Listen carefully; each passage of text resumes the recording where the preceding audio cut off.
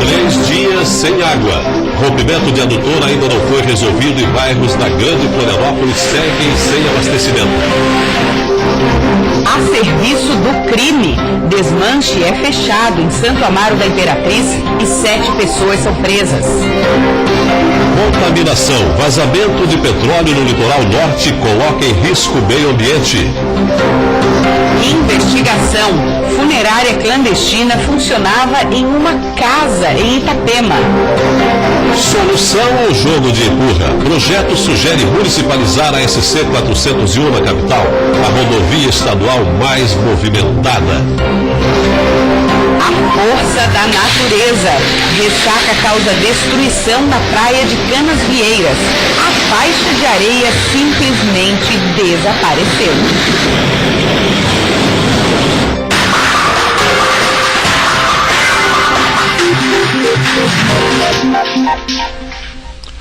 Boa noite. A Polícia Militar localizou uma autopeças em Santo Amaro da Imperatriz, na Grande Florianópolis, que servia para o desmanche de veículos furtados. 7 pessoas foram presas.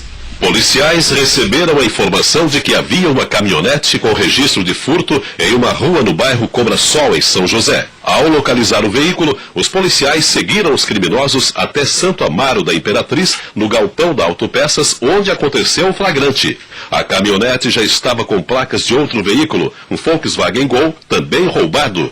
Donos e funcionários da autopeças foram presos em flagrante e poderão responder por receptação e adulteração de identificação de veículo. O abastecimento de água em Grande Florianópolis ainda não foi normalizado. Pelo menos 10 creches de Florianópolis tiveram as aulas suspensas. A UDESC, no Itacurubi, também não terá aula à noite. A casa explica que o adiamento foi necessário por conta de um reforço que está sendo feito na estrutura de sustentação da adutora que capta a água do Rio Pilões, em Santo Amaro da Imperatriz. No local, 3 adutoras romperam no domingo depois de um deslizamento de terra causado pela enxurrada. E a previsão inicial era de que o fornecimento de água seria normalizado ontem à tarde. As áreas mais altas de Biguaçu e São José e os bairros Centro, Trindade, Itacurubi e Santa Mônica, em Florianópolis, continuam sem água e não há previsão para o retorno do abastecimento. Um vazamento de petróleo foi registrado na zona rural de Itapuá, no litoral norte. Uma possível ação criminosa acabou em um grande vazamento de um oleoduto em Itapuá, no litoral norte do estado. O vazamento de petróleo foi flagrado às margens da rodovia que dá acesso à cidade, a SC 415. Equipes da Transpetro e da Petrobras estiveram no local para avaliar o ocorrido. A suspeita é de que os dutos da Petrobras tenham sido perfurados para furto.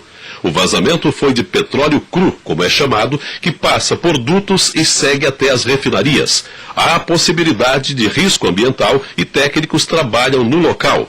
A área está totalmente isolada. Os órgãos responsáveis avaliam a situação e o trabalho deve durar pelo menos 3 dias.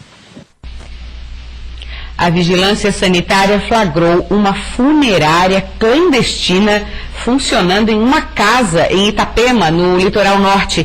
A suspeita de que órgãos humanos possam ter sido colocados em fossas irregulares e que os dejetos possam ter chegado até a rios e ribeirões do município. A Polícia Civil abriu inquérito e vai investigar o dono da casa, que também tem outra funerária na cidade. A Vigilância Sanitária monitorava a movimentação na funerária clandestina há um mês, quando recebeu a denúncia e flagrou o corpo de uma idosa de 82 anos sendo recebido na garagem da residência. Os agentes também encontraram outras provas, como embalagens de formol e produtos usados nos preparativos de funerais. As provas foram entregues para a Polícia Civil. O dono da casa não estava no momento do flagrante. A Prefeitura de Itapema informou que a concessão deve ser cancelada nos próximos dias e outra empresa deverá assumir o serviço. Após 5 dias de uma decisão em que uma juíza mandou soltar da prisão 4 homens flagrados pela Polícia Militar com 12 pistolas, submetralhadora, espingarda, munição e drogas na Vila União, em Florianópolis, os criminosos deverão ser novamente presos. A determinação é do Tribunal de Justiça de Santa Catarina. A juíza havia mandado soltar os 4 presos porque a PM não tinha mandado judicial de busca e apreensão ao entrar na casa em que os suspeitos estavam no dia 19 de abril. Para o desembargador Rui Fortes, a juíza, ao revogar a prisão preventiva dos acusados, o fez a partir de uma premissa completamente equivocada, pois tratando-se de crimes permanentes, os policiais não necessitavam de mandado de busca e apreensão para adentrar a residência onde as armas de fogo e as drogas foram encontradas. Uma forte ressaca acompanhada da Amaral atingiu a Canasvieiras, em Florianópolis. Diversas construções foram afetadas e algumas correm o risco de desabar. As imagens de um cinegrafista amador mostram como o mar tomou conta de toda a faixa de areia. A ressaca se juntou a um período de maré alta e passou a provocar estragos. Agora à tarde, a destruição era mais visível. Postes foram derrubados e diversas estruturas comprometidas. Alguns pescadores foram surpreendidos. Eu nunca tinha visto uma ressaca tão forte na nossa praia. Chegou a cavar 1,5 metros. Fez um degrau de 1,5 metros aqui na areia. A gente não conseguiu sair de entrar com a bateira de volta. Tá vendo que a gente tinha ido para o mar? A gente não conseguiu subir com a bateira de volta. Então, quer dizer, eu nunca tinha visto. Foi realmente assim uma ressaca, eu acho que única na minha vida. Entre tantos estragos aqui na orla de Canasvieiras, para a Defesa Civil, que representa o maior risco, é este aqui, ó. A força da água foi tanta que a estrutura desse muro foi prejudicada e corre o risco de desabar a qualquer momento. Por isso, o órgão municipal decidiu interditar o local. A varanda deste restaurante também ficou completamente destruída e o local foi isolado. A Defesa Civil ainda não divulgou números dos estragos, já que o levantamento teve início na tarde de hoje. A prioridade da Defesa Civil agora é contabilizar, né, fazer os registros para que a gente possa aí sim, posteriormente, organizar uma ação. Ação de limpeza, verificar aquilo que é público, aquilo que não é público, que é privado, né, para fazer com que, para que tenha uma interação também com o pessoal que tem propriedade aqui e assim fazer as intervenções necessárias. A quantidade de entulho que ficou exposta pela orla também preocupa pescadores, já que eles precisam de um bom acesso ao mar. Eu vivo aqui, eu gosto do mar, gosto da natureza e eu estou vendo do lado da natureza agora. Uma sujeira, entulho, como vocês estão vendo. Então eu acho que cabe à Prefeitura, Ministério Público, Patrimônio Nacional, olhar pela natureza e botar a máquina e caçamba aqui e tirar esse lixo. Porque o que tem na praia aí hoje é lixo. Representantes da Secretaria de Obras já estiveram em Canasvieiras durante a tarde e ainda avaliam a situação. Isso não deixa de ser parte do patrimônio da União, não precisa de uma autorização para mexer, mesmo que a gente está vendo a necessidade de retirar, precisa também que os órgãos competentes deem as autorizações. Assim que tiver, eu acredito que isso é rápido, porque vem de encontro com a necessidade, a demanda é da comunidade retirar isso, e aí a gente já vai estar fazendo essa remoção desse material em toda a orla da praia. E você vai ver a seguir, pescadores revoltados com as poucas licenças liberadas para a pesca da tainha. Veja também, solução ou apenas mudança de responsabilidade? Projeto sugere municipalização da SC 401 na capital. Os detalhes depois do intervalo.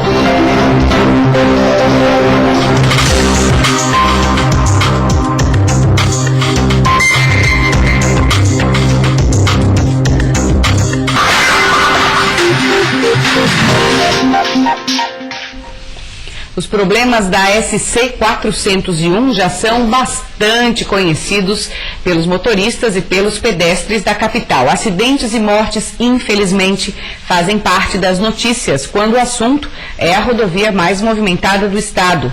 Com todos esses problemas, um projeto sugere municipalizar a rodovia. Essas imagens são comuns e mostram a realidade da SC 401. Motoristas com pneus furados e com problemas nos veículos causados pela falta de manutenção na rodovia que liga o centro ao norte da ilha. São buracos e mais buracos ao longo de todo o trajeto. A situação da rodovia estadual mais movimentada de Santa Catarina é a mesma há anos. Por aqui, pedestres e ciclistas se arriscam diariamente ao circular por um local que não tem nem calçadas e nem ciclovias adequadas. Tem também os problemas e perigos encontrados pelos motoristas. Somente neste ano, 3 pessoas perderam a vida na SC 401 e no ano passado foram registrados mais de 500 acidentes e 6 mortes. Situação conhecida de Dona Tel, trabalhando no bairro Santo Antônio de Lisboa há 15 anos, ela sabe bem dos perigos da rodovia. Devia ter uma passarela para a gente atravessar aqui, né? Porque aí a gente vai lá no terminal de Santo Antônio e aí pega o ônibus lá para poder descer desse lado. Ainda não há previsão para o início da obra de revitalização da SC 401, que assim como outras rodovias que cortam Florianópolis, torna-se cada vez mais urbanizada. Uma das alternativas propostas para mudar essa realidade é a municipalização da rodovia. Para que haja uma mudança desse decreto do Plano Rodoviário Estadual, criando uma flexibilização para que os prefeitos que assim entenderem, né, solicitar a municipalização das rodovias dentro dos perímetros urbanos, onde ela é 100% urbanizada, para que seja efetivamente passada para a responsabilidade do município. Para a Prefeitura, a SC 401 não é tratada pelo Estado com a importância que deveria. E se a saída for municipalizar, a administração precisa dos recursos.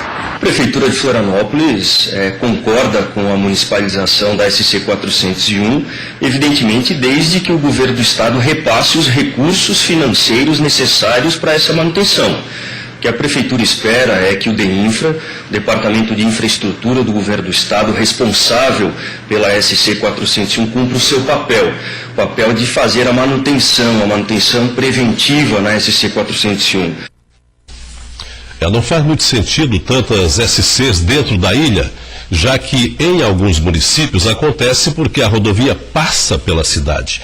E aí alguns municípios até têm condição de manter esses trechos que abrangem a municipalidade. Porém, aqui na ilha hoje, a Prefeitura sequer tem recurso para suprir as necessidades de tapar buraco das ruas que são da sua responsabilidade. Agora, assumir as SCs, eu acho que é interessante, porque não faz sentido a existência dessas vias no município. Porém, tem que realmente saber de onde vem o dinheiro. Maria. Uma mulher de 55 anos morreu após um incêndio em Videira, no meio oeste catarinense. Este e outros assuntos no Giro de Notícias. O fogo teria atingido o quarto da residência de alvenaria. Luciane Zigalski tentou apagar as chamas e acabou sofrendo queimaduras. Quando os socorristas chegaram ao local, encontraram a mulher inconsciente. Ela estava sozinha em casa. Os bombeiros apuram as causas do incêndio. A ocupação do Movimento dos Trabalhadores Rurais Sem Terra, MST, em uma fazenda em Doutor Pedrinho, no Vale do Itajaí, chegou ao 3º dia. Cerca de 150 famílias estão no local. O movimento afirma que a área é irregular.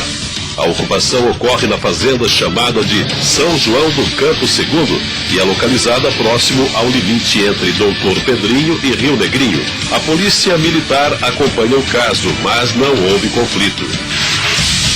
André Mainarte Neves, de 37 anos, natural de Imbituba, morreu ontem após sofrer um grave acidente na Flórida, nos Estados Unidos. Neves estava em uma embarcação quando foi atingido por uma lancha.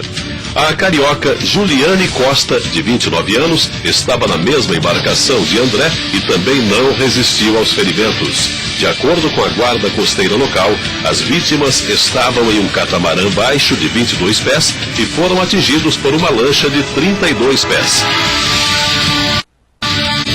Pescadores da Tainha em Santa Catarina estão reclamando que as licenças são insuficientes para a atividade. Seu Zequinha é pescador há 60 anos e há pelo menos 30 que ele utiliza o mesmo equipamento para pesca com rede anilhada. Desde 2014, os pescadores artesanais têm encontrado dificuldades com as licenças ambientais para a captura da tainha. Nós estamos entendendo isso aí como uma discriminação, porque eles estão escolhendo os barcos para pescar e a metade está ficando de fora. Dos 153 barcos cadastrados para pesca com rede anilhada em Santa Catarina, menos da metade conseguiu a licença para a pesca da tainha este ano. E já se passaram 20 dias do início da temporada. A Federação Catarinense dos Pescadores Artesanais pretende entrar na justiça para tentar garantir que os demais barcos não percam toda a temporada, que vai até 31 de julho. Para o presidente da entidade, não há justificativa para a proibição parcial. As pessoas que fazem essas regras não entendem absolutamente nada de pesca. Porque se eles entendessem, no mínimo teria que ter um bom senso, né, de escutar as entidades, escutar os pescadores, para ver as dificuldades que eles têm. Já é uma vida sofrida e ainda mais vai ficar com as suas famílias aí sem ter o apoio, sem ter o recurso para pagar suas dívidas, para arrumar suas embarcações, para sustentar suas famílias. Enquanto isso, sem a liberação, os pescadores enfrentam dificuldades para sobreviver.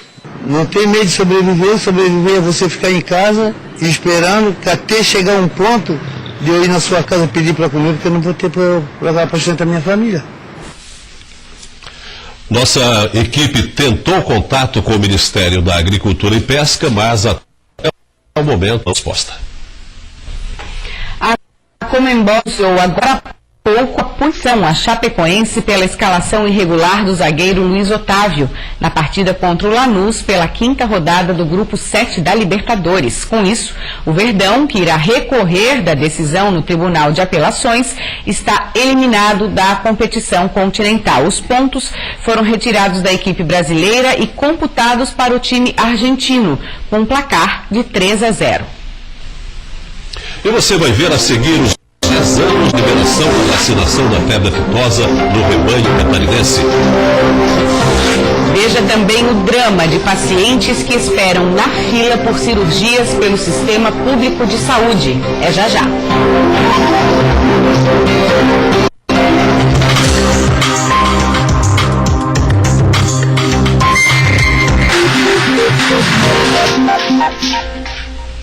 Santa Catarina completou 24 anos sem registrar febre aftosa e 10 anos sem vacinação. Mas o desafio diário é manter este status sanitário. São mais de 60 barreiras sanitárias fixas nas divisas com o Paraná, Rio Grande do Sul e Argentina que controlam a entrada e saída de animais e produtos agropecuários, além de todo o rebanho catarinense estar identificado e rastreado através de brincos. A produção de proteína animal representa 60% de toda a nossa produção agropecuária de Santa Catarina. Então é muito importante ter uma garantia sanitária e isso se conquistou através do grande trabalho feito com a febre aftosa e por consequência, né, o padrão de controle das nossas fronteiras e dos serviços de defesa agropecuária garantindo também uma sanidade para outras doenças que estão rodando o mundo e que, infelizmente, nós estamos livres. Esse status sanitário possibilita o acesso a mercados exigentes para exportação, como Rússia, Japão, China e Estados Unidos.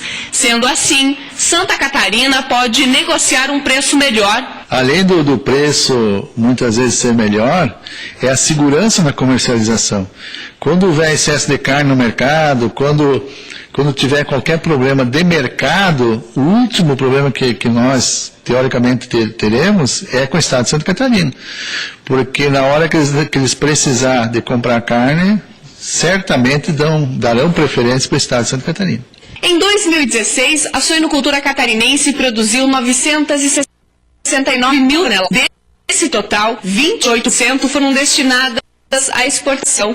A Coreia do Sul deverá ser o próximo mercado a comprar carne catarinense. A expectativa é vender 40 mil toneladas de carne por ano para aquele país.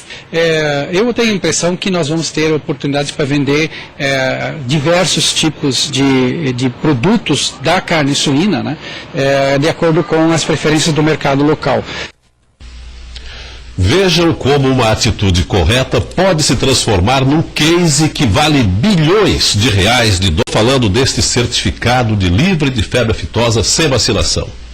Isso foi possível porque lá pelos anos de 1966, 67, Os diretores da Sadia, Victor Fontana, Anselmo e outros capitaneados pelo grande Atílio Fontana, tiveram a ideia de patrocinar a vacinação de todo o gado do município de Concórdia, em parceria com a então Associação Rural, hoje o sindicato.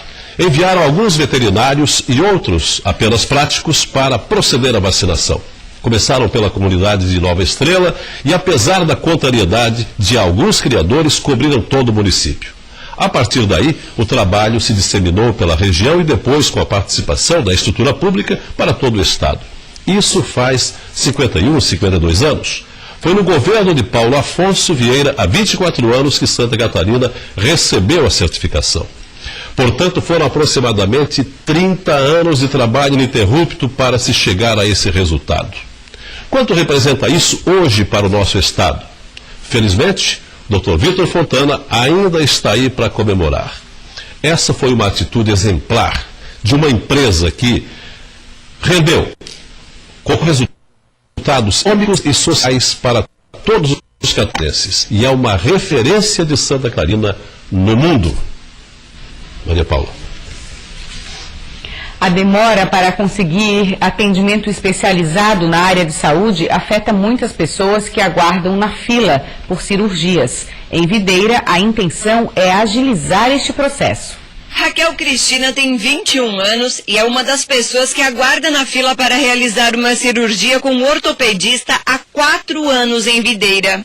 Com ligamentos rompidos, ela esperou 7 meses para fazer uma ressonância magnética.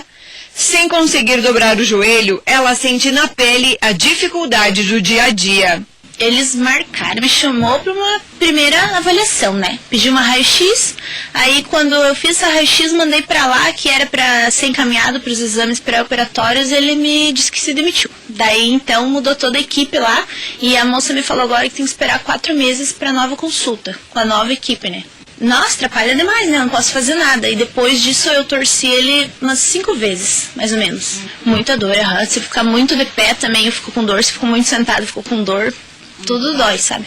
Dados da Secretaria de Saúde de Videira apontam que até mês passado, 1.176 pessoas aguardam na fila de espera para cirurgia de baixa e média complexidade. A iniciativa é conseguir por meio de recursos próprios e com a aprovação da Câmara de Vereadores, parceria com hospitais da cidade para os procedimentos. O prefeito municipal ele encaminhou um projeto para a Câmara, onde destina recursos próprios do município para a gente poder diminuir essa fila, tá? Então esse projeto ele está hoje, terça-feira, sendo votado em segunda sessão. A partir daí esse projeto ele vai para a sanção do prefeito, onde a gente pode então iniciar os trabalhos no hospital aqui da cidade de Videira, né? O projeto ele prevê um valor de R$ 79 mil a ser repassado para o hospital. Se aprovado pelo Legislativo, 100 cirurgias deverão ser realizadas ao mês. Uma boa noite e até amanhã. Boa noite para você, até amanhã.